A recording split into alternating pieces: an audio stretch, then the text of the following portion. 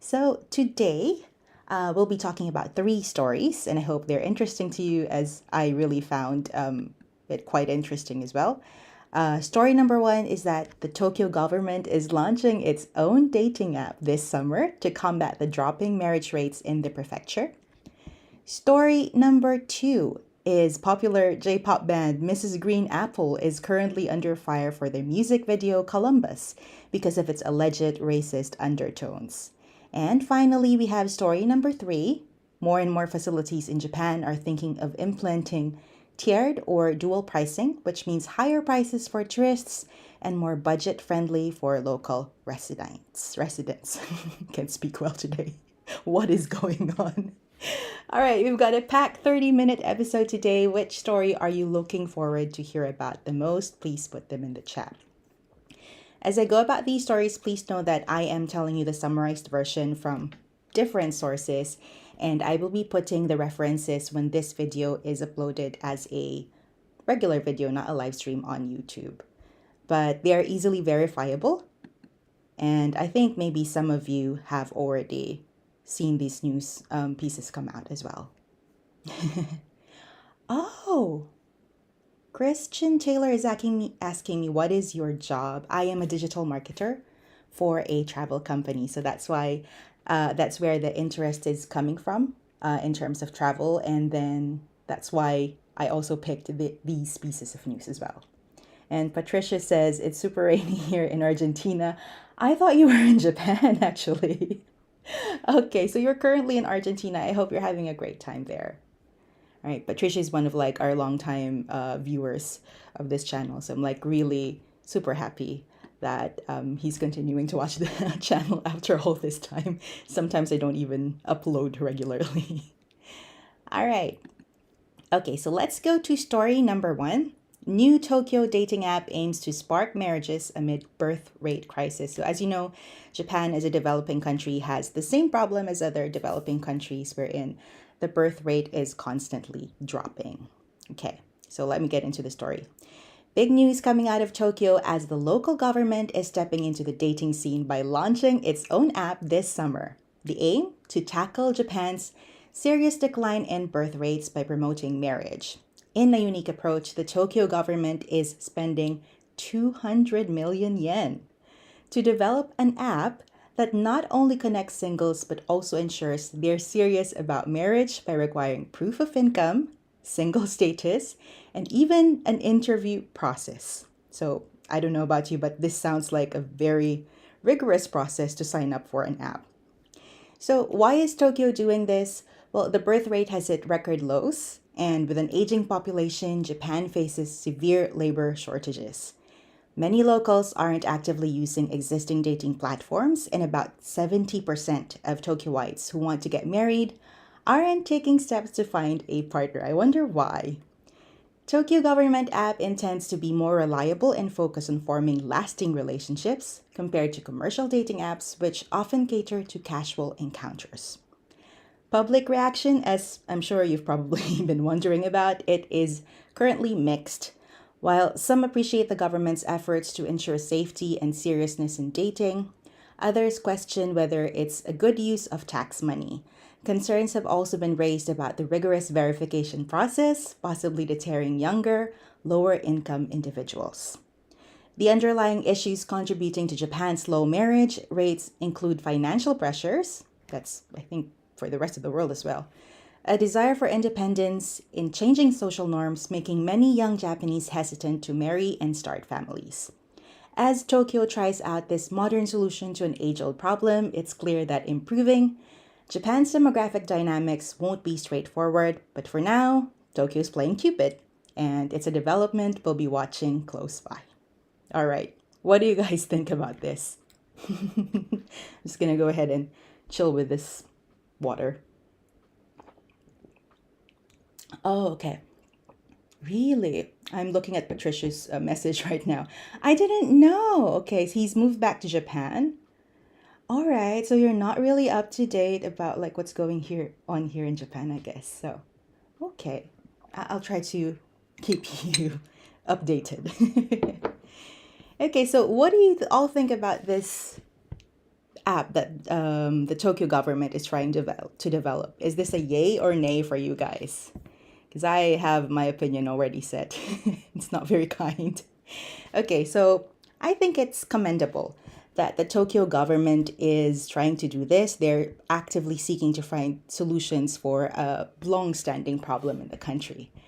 But I feel like they're focusing on the symptoms instead of addressing the actual problems. So, firstly, we already have a lot of dating apps in Japan. And I think their stance, the government stance right now, is that these apps are mostly for hookups, but that's not the case. So I have friends who use these dating apps, and some of them you have to pay like 3,000 yen just to register. And it's kind of proof like you're really serious in getting married and or finding a partner. But yeah, so I don't see the difference of like going through these apps and going through a government app. What kind of apps do you have in your country, by the way?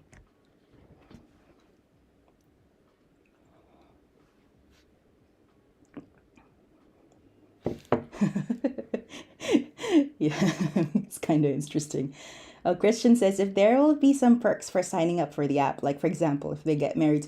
Oh, that is true. Yeah, I would actually. Yeah, because we don't know what the government plans on doing for like these couples who actually get married through the app.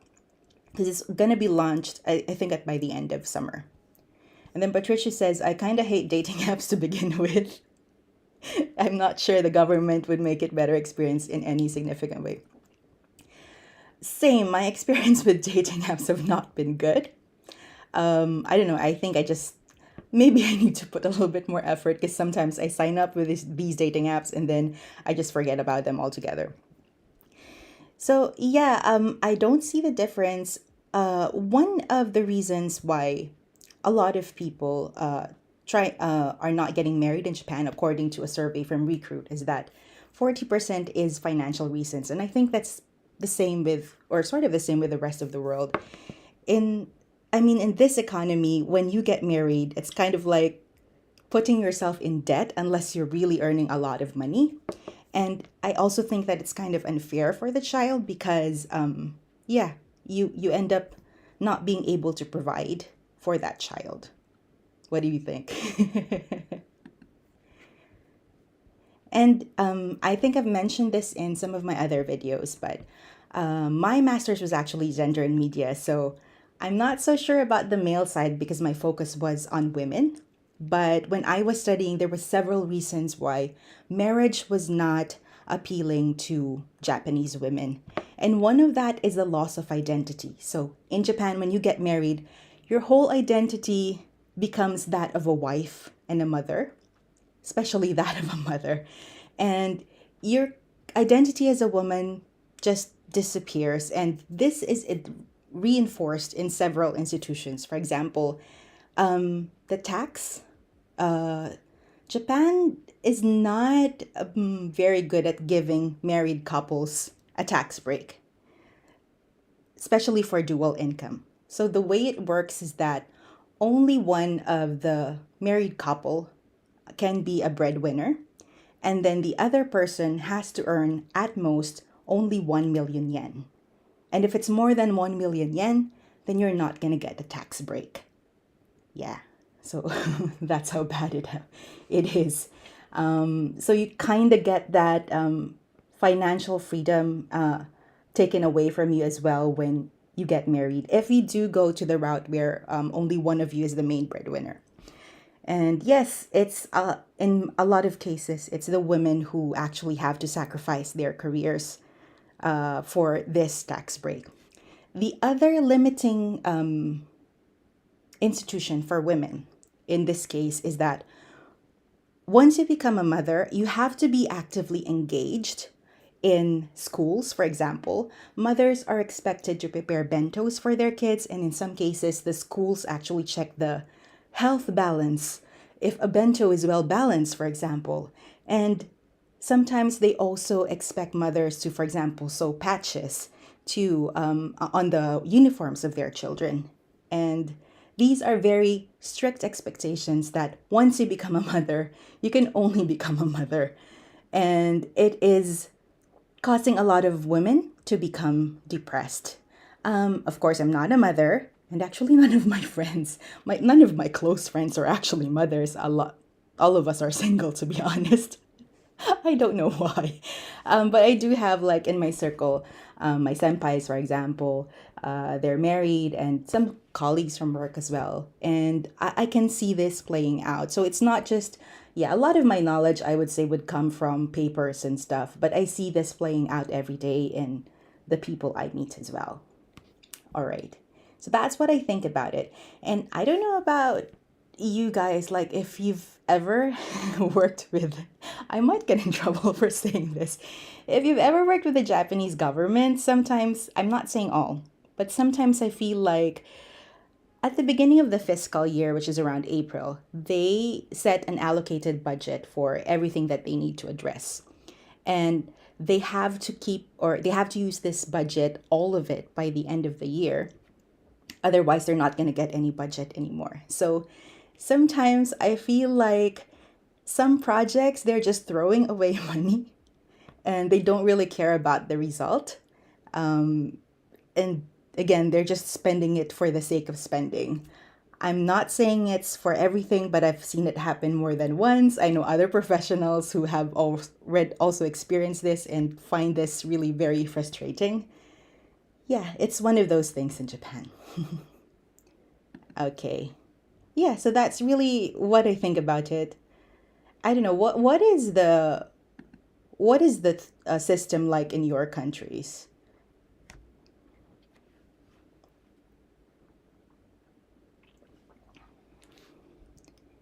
In the Philippines, I'd say like it's really more it is dual income in some cases, but at least when I was growing up, it was more like women work more than men. At least again in my environment, and a lot of the men actually don't work. And then they have the gall to cheat as well. I don't know why it's like that. Okay.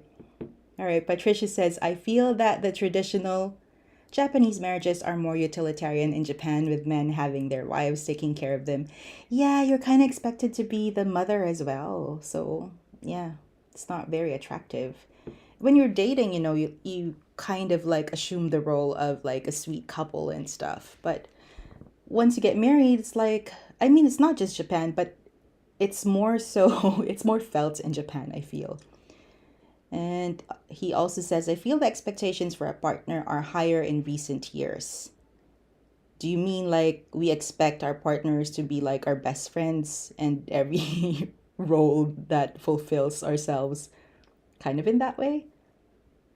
I think so, yeah. Like, I think it's a general trend as well. And yeah, I would agree the economic situation is really worse. Like, I'm not really interested in that marriage anymore, to be honest.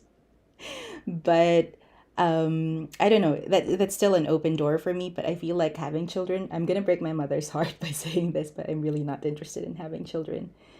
There's a lot of it is the economic situation, and a lot of it is also like I'm not sure if bringing up a child in this world is really a good idea, or it's good for the child. Yeah, that's what. Okay. All right. So that's the first story. Excuse me. So our second story is about Mrs. Green Apple, and I'm not sure if you guys know this band. So they are a very popular band in Japan, especially in the recent years. They have really been climbing the charts. They've been doing well until this scandal. Their one of their most famous songs is Dance Hall, if you know that. It's that the daitobu, that song. And then they also composed the theme song for the One Piece movie with Uta. In the movie, the theme song was sung by Ado, and it's very high. I'm not gonna attempt to sing it because it is very high. And they composed this song, and they also released their own version of the song. And yeah, actually, it is in my opinion, a very good song, and just the voice of the vocalist is like, he has a very wide range and it's really high. Can't even sing that high. And really, I recommend listening to this song. As you can tell, I listen to the band's music and I wouldn't go as far as to say I'm a fan, but I am a casual listener who more or less looks forward to their new releases, which is why it broke my heart to learn about this news. So let me get into it. Let me read the summary here. All right. J-pop band's colonial theme in Columbus video meets harsh criticism. Japanese pop band Mrs. Green Apple recently faced backlash for their new music video titled Columbus. This is also the title of the song. Released just Wednesday last week, the video was swiftly pulled from circulation due to its portrayal of Christopher Columbus and scenes showing the band members dressed as historical figures interacting with characters depicted as apes. Ouch. Critics argued that the video was discriminatory and trivialized colonial history by showing Columbus, teaching, and civilizing these ape-like figures. Christopher Columbus, known for his 15th century voyages that opened the Americas to European colonization, is a controversial figure. His legacy includes the beginning of transatlantic slavery and severe mistreatment of native populations. This historical context has led to increasing scrutiny and criticism of his glorification, as it should be. The public reaction was swift and severe, and by public here, I don't even mean the English-speaking public or netizens. It is actually the Japanese netizens, which is a very big surprise, that reacted negatively, which caused this video to be taken down. Right. Continuing. This led to the video's removal less than a day after its release. So I didn't even get to see the video. Actually, it was released on Wednesday, and before it even reached 24 hours, it was already taken down. Online, the responses range from disappointment to outrage, emphasizing the insensitive nature of the depiction. The song itself, meant to explore themes of discovery and change, has been overshadowed by the controversy. Mrs. Green Apple has apologized, stating the video was intended to represent a fantastical party across eras, not to offend. However, the damage was done, and even their commercial partners like Coca-Cola have distanced themselves from the campaign associated with the song. So this was actually for a summer commercial campaign for Coca-Cola for here in Japan, and they've been doing this for a while now. They've collaborated with Mizhelle, for example, I think New Jeans as well. And so this is a big thing to be an artist, to be able to collaborate with Coca-Cola. But unfortunately, they fumbled the bag. So what do you guys think? Hearing this piece of news, do you think a lot of people these days feel like people are too woke, for example? But again, this was a video. Can't really show anything. I might get flagged down for copyright. But you can still see the video if you search hard enough. And there are some critiques online as well from the English-speaking community. So you can see shorts, I believe. What do you think?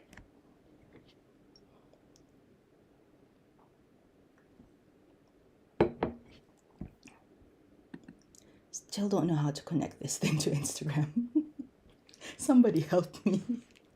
I tried it when the live ended last week. I actually tried connecting it to Instagram. I got to do it, but then again, while I was doing this today, nothing. I don't know why. All right, so going back to the story about Mrs. Green Apple. As I mentioned earlier, this breaks my heart because I really like their music, and I still do. That hasn't changed, but I am disappointed at their lack of awareness. First of all, some fans have raised the question, is this even problematic at all? And my answer is a resounding yes. Columbus voyages aren't just historical events. They represent the beginning of devastating colonial impacts that many of us still feel today. I come from a country that was colonized by 3 different countries, including Japan. So that's Spain, the US, and Japan. So I can say for a fact that even today, that loss of identity, the loss of language, things like that, the it may have happened 100 years ago, more than 100 years ago, but the effects are really long lasting. So yeah, they call it discovery, but for us, it's the rape of a nation, the loss of an identity. Yeah, but I do, when I was looking at some of like the Japanese comments, most people were saying negative things, but there are some comments that say like, I really don't get it, like those people are dead now, it's not like they have to say sorry to those dead people. Really horrible. Okay. And depicting indigenous people as lesser beings, this is really where I'm taking issue at, especially in a country like Japan with its own history of imperialism, is not just offensive. It's a painful reminder of the struggles of, you know, us trying to get recognition, struggles for dignity for the many communities that, yeah, was affected by colonialism. That's why it's crucial to challenge these representations, no matter how artistic or metaphorical they may intend to be. And then also I saw some fans like, 悪気はないよって言ってたんですけど, which means like they didn't really mean anything about it and they didn't have any bad intentions. And I do believe that. I agree as well.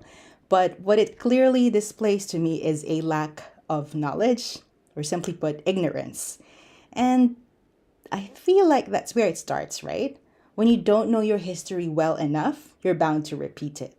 So, and that history that I'm talking about is a really painful history. So, you don't want that to be repeated. I think for them it was just like, hey, let's cosplay Columbus, it's gonna be fun. But no, that historical figure represents so many things, slavery and other stuff, right? But in a way, I have to say that it's a good thing that it's ignorance. It's not really some fascist agenda that's spreading these days as well. Because ignorance can easily be remedied by education. And they have taken steps to remedy the situation. They've apologized. It is a written apology. They have not done like one of those press conferences, apology conferences. This is a really interesting kind of apologizing in Japan. It's although Korea might have it as well. If you have a scandal, usually you have like a press conference with a lot of reporters, and then you kind of display, you do this public display of apology, and at the end of that, it's reported in the news and like wide show and even in the evening news, and they criticize every move that you make. So, for example, oh, she only bowed twice. She's not really very sincere about it. Or there was only one teardrop when people expected like a lot of tears and stuff like that. So it is really interesting. And one of my senpais back when I was doing grad school actually majored on this, and his papers about it were very interesting. I think he recently published a book about it as well, Japan Scandal. I'll have to get back to you about the title and just put it in the description box when this is uploaded as a regular video. But yeah, his name is Igor Prusa. I'm not I'm just like saying this is his academic name, so I'm pretty sure it's okay to put it out there. So yeah, it is really interesting, and I recommend reading that book. Yeah. Okay, I'm gonna read some of the comments here. So Patricia says, many Japanese people are also ignorant about the history of the Ainu people, yes. And or how Okinawans were used as human shield during World War II. That's why even to this day, because is it only like 50 years, I believe, that like they did like Okinawa is Japan kind of thing. Even to this day, you would see or you would meet people from Okinawa not really identifying as Japanese. And sometimes they would even say that they're more friendly towards Taiwanese people because the distance is quite close. And historically, these two like have been helping each other out as well. But yeah, some of the people up to now don't really identify as much, or even not as friendly as much towards mainland Japanese people. And another comment from Patricia: public apologies in Japan are indeed really performative. Yes, I love the studies about this. So it's quite hard to know whether those apologies are heartfelt or not. I think it's already understood that once you make a public apology, or shazaiken, that's what we call it, people are expecting performance, but at the same time, they still scrutinize every detail of your public apology. And it is really interesting, especially, when the person involved is a woman. Like, agencies or labels really have to dial every detail of this public apology, like what they wear or what the language they use is. Of course, they already have a script, like how deep is the bow. These are the things that are being measured when you're doing a public apology. And again, I'm gonna search for it because let me see.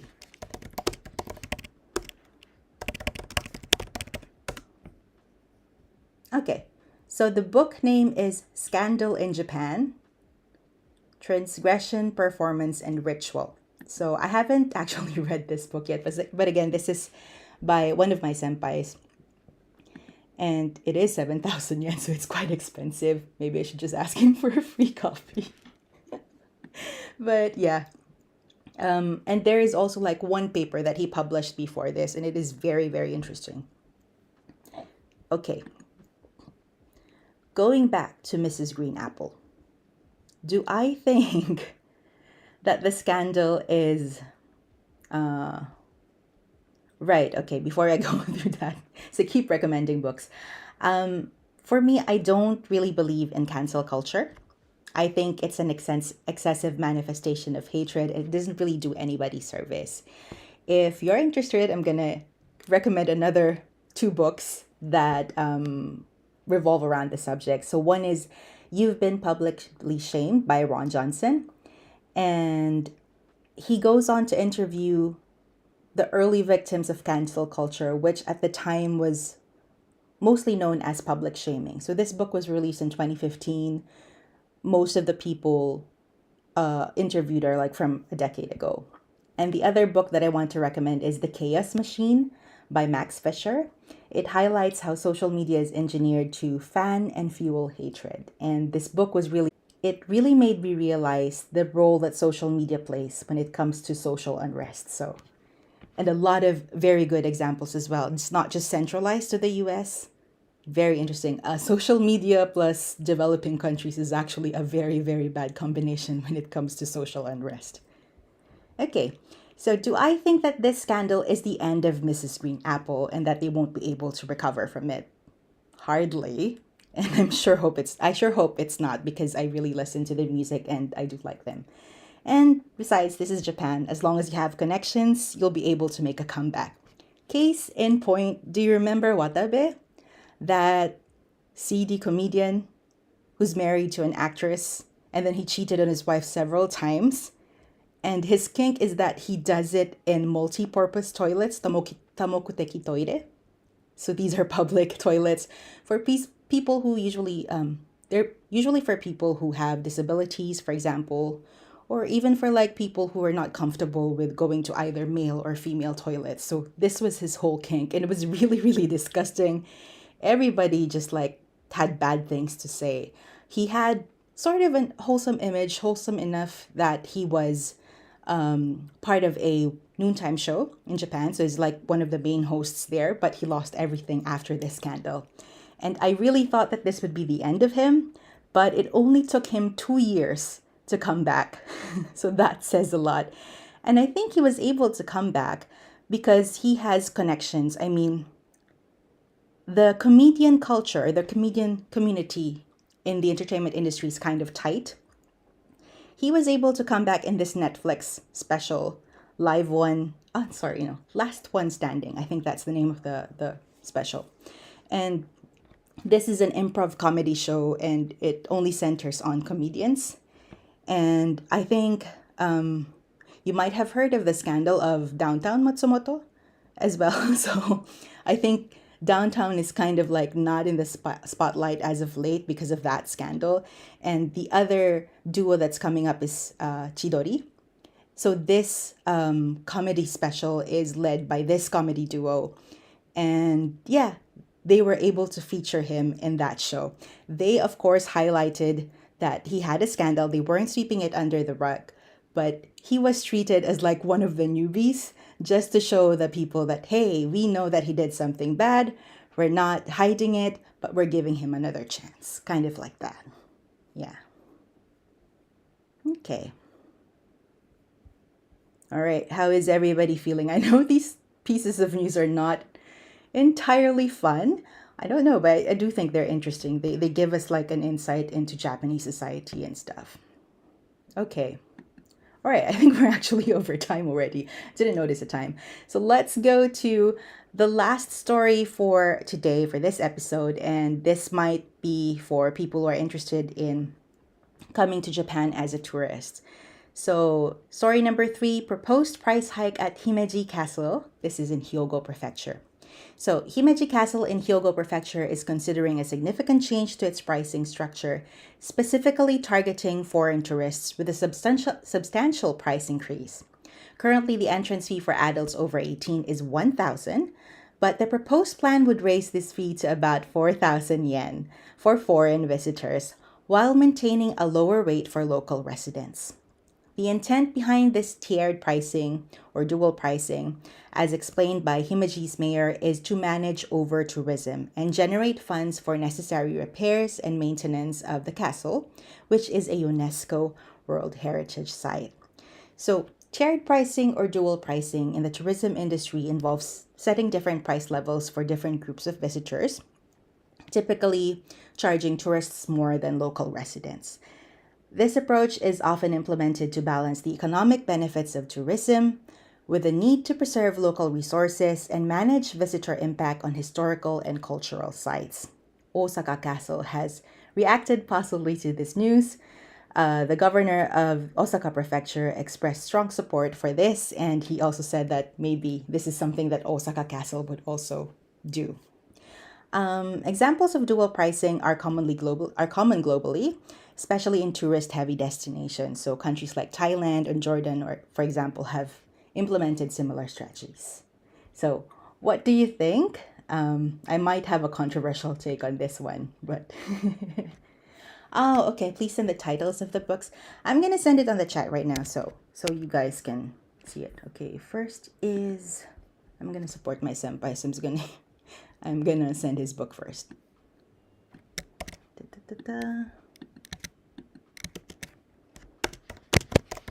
So again, this is a recent release, Scandal in Japan, Transgression, Performance and Ritual by Igor Prusa. And then we have So You've Been Publicly Shamed by Ron Johnson. And the last one is The Chaos Machine by Max Fisher. These are really very interesting reads. Okay, going back to Himeji Castle. Okay, to summarize, I actually support the idea of dual pricing for tourist attractions because what's the point of tourism if it doesn't benefit the local community? What's the point of tourism if there are more damages than there are helpful things, and if it's not sustainable, for example? When we charge tourists more, we can keep these places in good shape and make sure locals can still afford to visit. Take Niseko, for example. So Niseko is a premier skiing destination in Hokkaido. And last winter, I saw this news from Day Day. So it's a white show. And they reported that the seafood bowls, or kaisendon, were priced 6,000 yen. So these seafood bowls are usually just 2,000, 3,000. But because of what they call inbound price, it was actually sold for 6,000. That's ridiculously expensive. The price hike clearly didn't have local customers in mind. And I also think that having higher prices for World Heritage sites, I might get in trouble for saying this again, but other than helping the World Heritage site for its upkeep, I think setting a higher price would discourage problematic customers or tourists as well. Because if you remember last year, there was this Canadian teen tourist who vandalized one of the temples in Nara. And it's like 100,000 years old temple, and they just vandalized it. I'm not saying that money equals culture, but I feel like maybe having to pay more would actually make people think twice about committing acts like this. And it's actually the implementation of this pricing model that I think needs careful attention because, as I mentioned, I work for a travel company, and one of the destinations I manage is Hawaii. And in Hawaii, what they use is like discounts for tourists. Sorry, discounts for local residents. So we have what we call Kamaina discount, which is around like a 25 discount for local residents. And we also have a military discount, which is like 20% off or something like that. And this goes for tours and activities, for hotel stays, for restaurants, dining, and stuff like that. And again, the keyword here is discounts because people are not going to be happy if you phrase this like surcharge for tourists. Some people might take it as racism, right? Because I've already seen Reddit threads saying that these things feel like they are judging you or they are making you pay more based on what you look like, which is not really the case. Yeah, again, it helps with the upkeep, it makes it more sustainable. And, well, you're traveling anyway. And really, it would help the economy. Okay. All right, so those are our stories for today. How do you guys feel about it? Yeah. Okay, Oscar here says it's not a bad idea, although I feel like four times the normal price may be a bit much. I do agree. Like, yeah, it's really the implementation that I'm worried about. Because if the markup is really too expensive for the tourists, there's kind of disrespect there as well. He's also wondering how much it's enforced. There's already, according to one of my former classmates in grad school as well, there's already one restaurant in Shibuya is already implementing this, apparently. I'm not sure about others, but again, these are just talks. And then Christian says, thank you for the recommendation. You're welcome. And okay. Oscar says, yeah, great idea. Okay, so I think that's it for today. We are way over time. Usually this is just for 30 minutes. This is only the second time I'm doing it anyway. But thank you very much for joining me. I hope you guys have a good week, and I'll see you again next time. Bye!